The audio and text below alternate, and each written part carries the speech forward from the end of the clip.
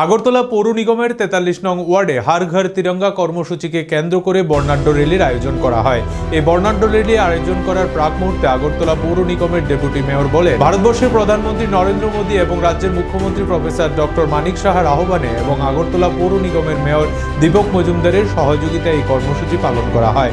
ত্রিবর্ণ রঞ্জিত জাতীয় পতাকা আগামী ১৩ থেকে ১৫ আগস্ট প্রত্যেক সরকারি বেসরকারি প্রতিষ্ঠান সহ প্রত্যেকের বাড়িতে জাতীয় পতাকা উত্তোলন করার আহ্বান জানায় তিনি।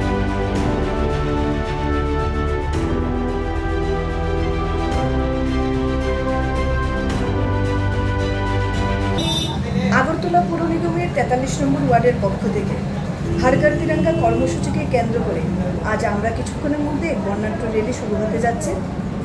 ভারতবর্ষের যশস্বী প্রধানমন্ত্রী নরেন্দ্র মোদীজির আহ্বানে, রাজ্যের মাননীয় মুখ্যমন্ত্রী প্রফেসর ডক্টর মানিক সাহাজির আহ্বানে এবং আগরতলা পৌর নিগমের মেয়র দীপক মজুমদারের সহযোগিতায় আমরা এই কর্মসূচি পালন করছি।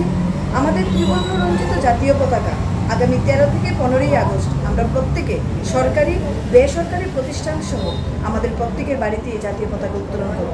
আমাদের জাতীয় পতাকা আমাদের গর্ব, আমাদের অহংকার।